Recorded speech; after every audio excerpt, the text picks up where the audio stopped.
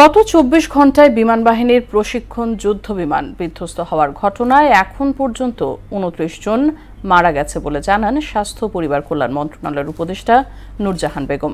জাতীয় বার্ন ইনস্টিটিউটের এক সংবাদ সম্মেলনে প্রধান উপদেষ্টার স্বাস্থ্য বিষয়ক বিশেষ সহকারী অধ্যাপক ডাক্তার মোহাম্মদ সাইদুর রহমান বলেন, ঢাকা শহরে বিভিন্ন হাসপাতালে ৬৯ জন রোগী ভর্তি থেকে চিকিৎসা নিচ্ছেন।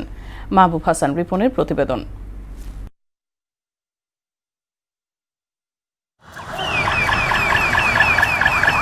মাইলস্টোন স্কুল অ্যান্ড কলেজে প্রশিক্ষণ বিমান বিধ্বস্তের পর থেকে কঠিন সময় পার করছে জাতীয় বার্ন ইনস্টিটিউটের ডাক্তার, নার্সসহ সংশ্লিষ্টরা। রাত পেরিয়ে সকাল হলেও রক্ত দিতে ইচ্ছুক জনতা ভিড় করেন জাতীয় বার্ন ইনস্টিটিউটে।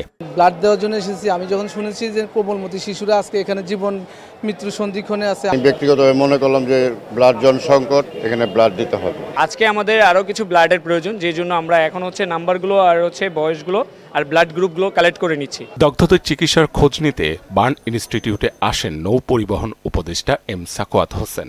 বৈমানিকদের প্রশিক্ষণ স্থল নিয়ে নিজের মতামত জানান তিনি।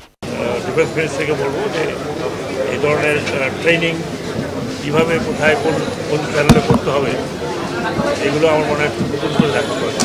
দুর্ঘটনার একদিন পর গণমাধ্যমের মুখোমুখি হন স্বাস্থ্য উপদেষ্টা নূরজাহান বেগম। গতকালকে বাংলাদেশের উপর দিয়ে যে মর্মান্তিক দুর্ঘটনাটা ঘটে গেল, তার জন্য এটা ভাষায় প্রকাশ করার কোনো ক্ষমতা আমার নেই। আজকে পর্যন্ত আমাদের যে তথ্য সেটা হলো ২৯ জন মারা গেছেন।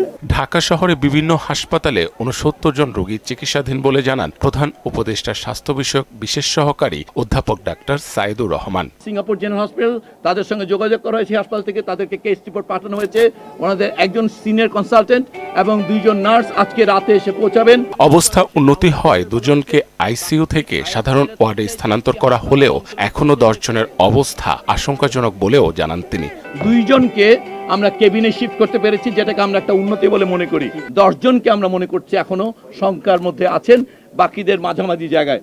মাহবুব হাসান রিপন, মোহনা সংবাদ, ঢাকা।